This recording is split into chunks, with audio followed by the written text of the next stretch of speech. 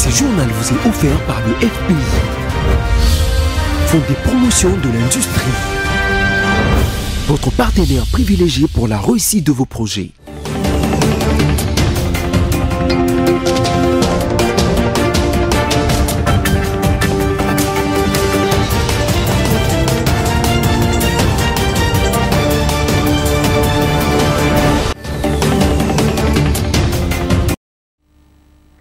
Madame, Monsieur, bonsoir et merci de nous choisir pour vous informer. Voici les titres de ce vendredi.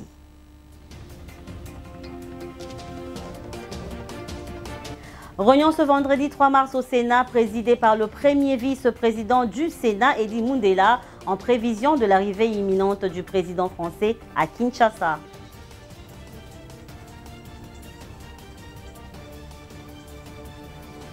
Ce vendredi 3 mars 2023, le ministre provincial de l'Intérieur Didier Tenguelito a déposé sa démission pour des raisons de convenance personnelle.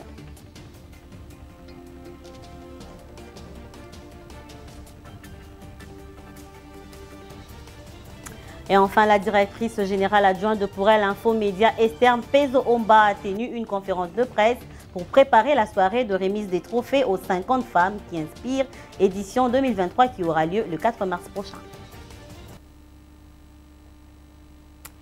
Et voilà, c'était tout pour les titres. Encore une fois, bienvenue. Si vous nous rejoignez à l'Assemblée nationale, Christophe Mboson-Kodia, président de cette institution, a reçu en audience jeudi 2 mars Lucie Tamlin, la nouvelle ambassadeur des USA accréditée en République démocratique du Congo. Au sortir de l'audience, la diplomate américaine s'est exprimée en ces termes. Regarde. Je viens d'arriver, donc c'était une visite de courtoisie avec son Excellence, le président de l'Assemblée nationale. Nous avons parlé de plusieurs sujets, les élections, tout le projet de loi qui sont sur le dossier. Je lui ai rassuré que les États-Unis soutiennent une RDC forte, stable et unifiée, et qu'on ne peut pas réussir la paix si l'intégrité territoriale n'est pas respectée. Donc voilà un peu le résumé de notre entretien. Et aussi, on a parlé de comment renforcer la coopération américaine dans tous les domaines. Et je lui ai assuré que moi, je suis ici pour renforcer cette coopération davantage. Vous savez que les États-Unis sont le premier pays pour dénoncer l'agression. On va continuer d'attirer l'attention de la communauté internationale sur l'importance de respecter l'intégrité territoriale de ce pays. Et puis à la Chambre haute du Parlement, en marge de l'arrivée imminente du président français Emmanuel Macron en République démocratique du Congo, le premier vice-président du Sénat, Eddy Moundela, a présidé ce vendredi 3 mars une importante séance de travail avec 3 Français, parmi eux le sénateur Ronan Legglutz. Ce dernier a fait part de sa joie après les échanges. Je vous propose de l'écouter.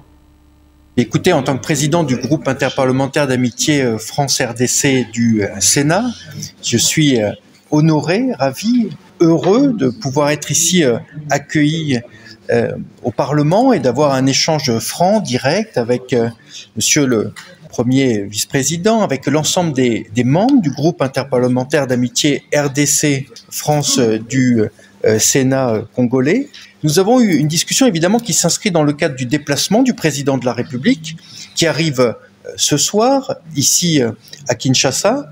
Et évidemment, au cœur de nos échanges, il y a eu bien entendu l'avenir de la francophonie, les relations économiques, mais également la question de l'intégrité territoriale de la RDC, pour laquelle la France a une position constante et nécessaire, indispensable, dans le cadre évidemment que vous connaissez. Et donc, nous avons eu une discussion en toute franchise, qui est le propre des relations d'amitié justement entre la France et la République démocratique du Congo. C'est absolument indispensable parce que pour pouvoir tisser des liens plus étroits, qui est vraiment l'objectif de ce déplacement, eh bien il faut se dire les choses. Et c'est ce qui a été fait ce matin. J'en suis ravi. C'est le marque d'une profonde confiance et c'est sur cette base-là que nous pouvons construire une amitié toujours renforcée entre la République démocratique du Congo et la France. Je représente ici le groupe d'amitié du Sénat français, donc du pouvoir législatif et non pas du pouvoir exécutif. Néanmoins, eh bien, la relation entre les parlements est indispensable pour non seulement accroître, atténuer, enfin accroître justement, renforcer nos liens, mais également en faire passer des messages à l'exécutif, puisque le Parlement a le rôle de contrôle de l'action du gouvernement. C'était lors d'un point de presse tenu jeudi 2 mars dernier à Kinshasa que le député national Lambermende Omalanga a proposé une loi martiale pour encadrer les discours politiques sur la situation sécuritaire à l'est de la République démocratique du Congo. Roger Matadi pour plus de détails. Face à l'insécurité qui sévit à l'est de la République démocratique du Congo, Lambermende Omalanga, député national, lors de son point de presse tenu à Kinshasa, a dénoncé les diverses manœuvres du régime de Kigali, tentant, selon lui, à amputer la RDC de certaines de ses terres dans sa partie est. À cet effet, Lambermende a proposé une loi martiale pour encadrer les discours politiques sur les questions sécuritaires à l'est de la République démocratique du Congo. Que le gouvernement soit autorisé par le Parlement, dès la rentrée parlementaire de mars, à lever un impôt substantiel pour l'effort de guerre, afin de mobiliser des ressources financières et logistiques supplémentaires suffisantes au profit de nos forces de défense et de sécurité. Que les Congolaises et les Congolais, quelles que soient les communautés auxquelles ils appartiennent, élèvent la voix à l'unisson pour condamner ces immixtions grossières du régime rwandais dans leurs problèmes.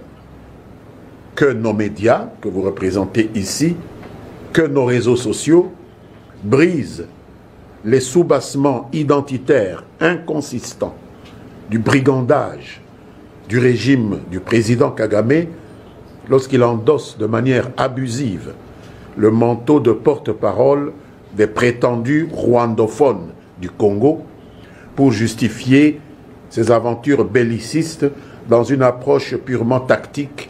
Il sied de rappeler que cette déclaration intervient alors que le président rwandais Paul Kagame a ces derniers temps vouloir protéger des communautés Hutus et Tutsis vivant en danger en République démocratique du Congo. Pendant ces temps, au cours d'une conférence de presse tenue jeudi 2 mars 2023 à Kinshasa, Martin Fayoulou, coordonnateur de la coalition Lamuka, a invité la population congolaise à prendre part massivement à la marche prévue le 11 mars prochain. Une marche qui a pour but, selon lui, inviter les Nations Unies et l'Union africaine à trouver des voies et moyens pour faire partir des Rwandais. Jeunette Fika. Le coordonnateur de la coalition de l'opposition Lamuka, Martin Fayoulou, a, au cours d'une conférence de presse, appelé les Congolais à prendre part à la marche projetée le 11 mars prochain dans les grandes villes du pays contre l'agression rwandaise. Côté militaire na front, pour le bien effectif, ils allaient en côté. Baninga kuna uyo ya ngambo mususu équipe payée babundi. Après un temps, balongoli bango bamisusu bakitali kana ndengona oya biso batiki bandeko kuna bango bon yango wana tolobi que mokolo ya poso yo kuna evoya les 11 tokotambola poto le papier kodini eloko wana te agression yo ya Rwanda contre le Rwanda. À en croire le leader du parti politique, Engagement pour la citoyenneté et le développement est si dans sigle. Cette marche a pour but d'inviter les Nations Unies et l'Union africaine à trouver des voies et moyens pour faire partir le réfugié rwandais qui se trouve dans le Kivu. Devant la presse, Martin Fayoulou Madidi a dénoncé les plans de glissement concoctés, selon lui, par les régimes Tshisekedi. Il a prévu que les élections doivent se tenir en 2023 conformément à la Constitution. Et en Ituri, les forces armées de la République démocratique du Congo sont engagées sur tous les fronts dans cette partie de la République démocratique du Congo contre les groupes armés étrangers et locaux, auteurs de l'insécurité et différents crimes commis sur la population civile en territoire de Djougou, Irumu et Mambasa. Déclaration du gouverneur militaire lieutenant général Luboya Kashamadjoni faite jeudi devant la presse. Suivez. Le lieutenant général Luboya Kashamadjoni, gouverneur militaire et commandant des opérations en Ituri, a fait savoir ce mercredi à la représentante spéciale du secrétaire général des Nations Unies, Bintou Keïta. Hormis l'approche non militaire utilisée dans la recherche de la paix en Ituri, les forces armées de la République ont mené les opérations sur le front sud, en territoire de Mambasa, Irumu, contre les ADF, ainsi que sur le front nord, en territoire de Djougou, contre les Kodeko. Nous continuons les opérations à Mambasa contre les ADF. Je crois que vous avez vous-même compris que sur la RN4 de Komanda à Luna, il n'y a plus d'incendie de véhicules comme ça se passait avant. Que ce soit aussi entre Komanda et Mambasa, c'est tout simplement parce que nous sommes en train de beaucoup travailler. En Irumu aussi, les populations sont rentrées et nous sommes en train de travailler. Boga Tchabi aussi, vous êtes informés. Nous sommes en train de travailler avec nos éléments, des fois aussi avec les opérations conjointes avec nos amis d'à côté. Et voilà, nous sommes présents partout. À l'instar de groupes armés locaux hostiles au processus de paix initié par le chef de l'État, Félix Antoine Tshisekedi Tshilombo, les forces armées continueront à mettre de la pression militaire sur les ennemis de la paix, a laissé entendre le commandant des opérations en Ituri. Aujourd'hui, nous savons que le point chaud, c'est vers Mungwalu.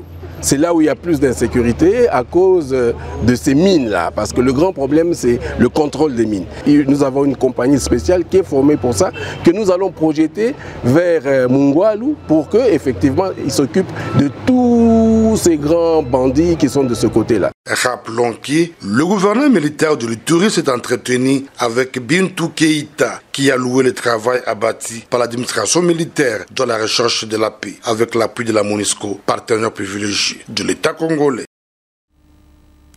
Et on reste en province. Les torchons brûlent dans le territoire de Mankonto, dans la province de la Chuapa. Selon les sources locales, la situation des conflits entre les communautés est intervenue après un meeting du député Célestin Engelemba, élu de Mankoto. Dans son adresse, il a appelé à une chasse aux noms originaires de Mankoto. Suivez les détails dans cet élément. Après celui de Kwamut dans la province du Mai-Ndombe, c'est un autre conflit communautaire qui voit le jour dans les territoires de Mankoto, dans la province de la Chuapa. Selon un message de l'administrateur de ce territoire, tout a commencé après un meeting du député national Célestin Engelemba qui a mis en place une milice d'autodéfense populaire de jeunes avec comme objectif la chasse aux non-originaires résidant dans toute l'étendue du territoire. Plusieurs victimes sont déjà répertoriées, notamment un certain Fidèle Bankole qui a été lâchement tabassé par le membre de cette milice. Évacué d'urgence à Kinshasa, Fidèle Bankole adresse un message d'aide aux autorités. Na président Fachi Papa Mbosso, surtout na Papa Mbosso, ministre de la Justice. Papa Mbosso tinda honorable Ngelemba Célestin beaucoup aya samba justice c'est ça la musala bora de la justice, droit de l'homme bora de la justice. Comme foutu ba économie dans la société ba kis na ba examen zo continuer na za la moyen ya kobima te ba sala ngai opération aussi de sinistre etikali nzamba sala pour fracture de kangmandi ba médecin ba ebisinga, c'est ça l'inquiétude. Dans un pays qui se veut de droit, les messages de ce genre ne peuvent plus avoir droit de cité. Il est donc urgent que la justice s'occupe de cette affaire pour établir les responsabilités des uns et des autres. Tout à fait autre chose à présent. Face aux influences actuelles endogènes et exogènes actives sur leur pays et qui tendent à maintenir la RDC dans les sous-développements, l'instabilité générale et l'insécurité. Les Congolais sont invectivés à bien maîtriser les véritables causes de leur équation de façon à donner un nouveau départ à leur pays pour le garder un et uni ainsi que pour le faire prospérer. Édito de la rédaction rendu par Sami Bosongo. Il n'y a pas de doute qu'il y a lieu de se préoccuper de l'avenir de la RDC lorsqu'on médite sous les influences endogènes et exogènes actives sur le pays cachette de l'Afrique. C'est comme si l'avenir de la RDC, une et unie, tient à un fil, de sorte que plus que jamais, les Congolais sont obligés de faire tout ce qui est faisable, peu importe leur couleur ou appartenance politique, pour imprimer une nouvelle trajectoire à la RDC. L'égocentrisme, l'infantilisme politique, le tribalisme, l'incivisme managérial, les ambitions et stratégies politiques des uns et des autres, etc., minent la RDC. Les Congolais ne voient que leurs intérêts égoïstes et semblent ne pas se préoccuper des conséquences sur leur pays, de leurs attitudes, propos et actions. Les Congolais semblent manquer de sagacité face aux stratégies utilisées par leurs ennemis de tous bords pour balkaniser leur pays ou piller ses richesses. Ils semblent attendre fatalement l'implosion de leur pays et s'y préparent, non pas pour l'empêcher, mais pour s'y accommoder. Au-delà de pratiquer la politique de l'autruche, les politiciens se résignent dans l'acceptation du joug impérialiste et ne disent pas toute la vérité au peuple qui subit, hélas, sur toute la ligne, les conséquences des aberrations, du crétinisme et de l'imbécilité de ces politiques. Ils subissent, tels de moutons, la loi des faucons planétaires. Combien de fois doit-on dire aux Congolais qu'on ne va pas en politique pour sa gloire et son enrichissement individuel rapide? Jusqu'à quand les Congolais choisiront d'ignorer que l'on va en politique pour servir toute la nation et non sa famille ou sa tribu? La RDC a le malheur ou le bonheur d'être riche. Les Congolais devraient se transcender dès à présent pour faire échouer le plan d'effritement de leur pays et apprendre la gestion civique et performante de leur pays. Les politiques devraient cesser de tromper le peuple ou de l'embrouiller par les stratégies de communication utilisées. Ils devraient aussi incorporer la culture des démissions d'eux-mêmes si leur gestion professionnelle ou politique n'est pas à la hauteur des normes ou des vraies attentes populaires. Si les Congolais continuent à se montrer inconséquents, ils n'auront que leurs yeux pour pleurer, sous peu. En séjour en Belgique, le rapporteur de la Commission électorale nationale indépendante CENI, Patricia Nseya, a appelé les Congolais résidant dans ce pays à profiter des 15 jours de rattrapage accordés à la deuxième ère opérationnelle pour se faire enrôler. Le rapporteur de la Commission électorale nationale indépendante CENI, Patricia Nseya, en mission de supervision managériale des opérations d'identification et d'enrôlement des électeurs en Belgique, a appelé jeudi 2 février 2023 les Congolais résidant dans ce pays à profiter de 15 jours de rattrapage accordés à la deuxième ère opérationnelle pour se faire enrôler au centre d'inscription installé au sein de l'ambassade congolaise située au numéro 30 de l'avenue Marie de Bourgogne dans la commune de Mille-Bruxelles. C'est le message clé que le porte-parole de la CENI a livré à la fin d'une importante réunion qu'elle a présidée à l'intention des superviseurs et membres du centre d'inscription. Nous sommes ici au Royaume de Belgique pour la supervision des opérations d'enrôlement et d'identification des électeurs. Nous avons profité aussi de l'occasion pour poursuivre avec la sensibilisation pour permettre à ce que nos compatriotes qui résident dans ce pays puissent continuer à venir ici à l'ambassade pour s'enrôler afin de voter le candidat président de leur choix le 20 décembre 2023. Auparavant, Patricia Nseya avait encouragé les uns les autres au regard du travail abattu. C'est au cours d'une longue réunion de travail, d'évaluation et de revitalisation des troupes. À cœur ouvert, le MCI ont évalué sans complaisance leurs opérations d'identification et enrôlement des électeurs au Royaume de Belgique. Les superviseurs ont à leur tour louangé le travail abattu par le MCI qui font des sacrifices considérables pour que le travail avance sans interruption. Concernant le comportement de Kit, Un seul sur le 4 est tombé en panne et pris en charge par le technicien dépêché sur place par le secrétaire exécutif national Toto Mabikou. Et dans le reste de l'actualité, en bref et en images, le ministre provincial de l'Intérieur, Didier Tenguelito, comme je vous l'ai dit au sommaire, a déposé ce vendredi 3 mars 2023 sa démission au bureau du gouverneur de la ville province de Kinshasa, Gentilin Ngobila. C'est pour des raisons de convenance personnelle, comme le précise la lettre, dont une copie est parvenue à BC Télévision, que ce dernier a quitté ses fonctions. Nous y reviendrons avec plus de détails dans nos prochaines éditions. Et puis en guise des préparatifs de la soirée de remise des trophées aux 50 femmes qui inspirent, édition 2023, qui aura lieu le 4 mars, la direction générale adjointe des Pourel Info Média, initiateur de ce palmarès, Esther Mpezo-Omba, a tenu une conférence de presse à cette occasion, a précisé le but qui est de présenter des femmes modèles pour les jeunes filles de la RDC qui prennent parfois comme modèle les femmes occidentales ou asiatiques. Cette édition se tient autour du thème « La réussite pour encourager ces femmes actives dont certaines s'illustrent dans le combat des droits des femmes, d'autres brillent dans le domaine scientifique, artistique, politique et bien d'autres ». Rendons-nous à Buta, au Bazouélé plus précisément. C'est une bonne nouvelle pour la population de ce coin de la capitale. Après 27 ans d'arrêt, la culture du coton a été relancée grâce aux efforts de l'homme d'affaires Romain Felbert, propriétaire du parc agro-industriel de Dingila, ex-Codenor. Images et commentaires.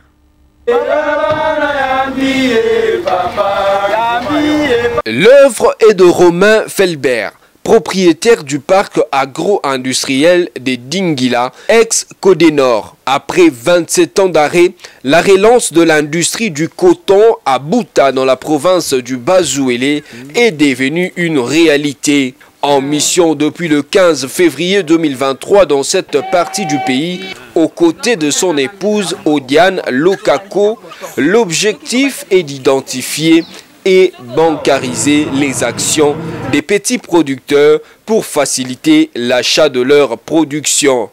L'homme d'affaires Felbert et ses associés veulent atteindre la barre de 2000 tonnes de coton produit sur les différents axes.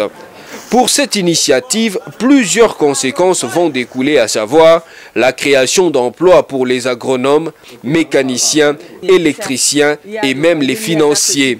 Une action qui s'inscrit aussi dans le cadre du développement de la province.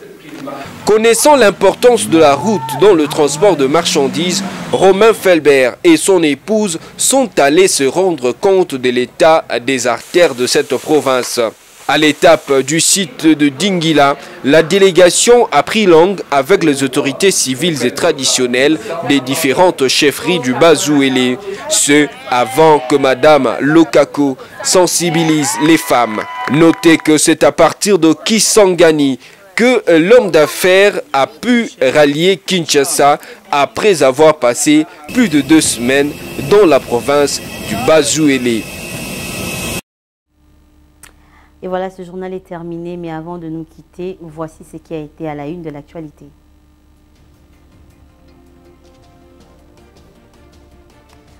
Il y a eu réunion ce vendredi 3 mars au Sénat, présidée par le premier vice-président de la Chambre haute du Parlement, Eddy Mundela, en prévision de l'arrivée imminente du président français à Kinshasa. Et ce vendredi 3 mars 2023, le ministre provincial de l'Intérieur, Didier Tenguelito, a déposé sa démission pour des raisons de convenance personnelle.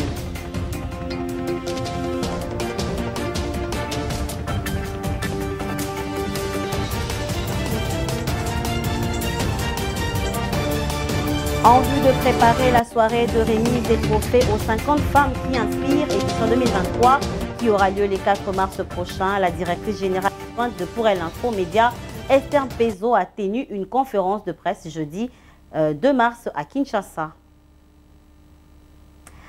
Voilà, vous avez sans doute compris que ce journal est complètement terminé. Merci à vous, madame, monsieur, de l'avoir suivi. On se retrouve prochainement et ce sera avec le même plaisir. Prenez soin de vous car chaque jour est une vie. Paix, amour et joie dans vos maisons. Au revoir.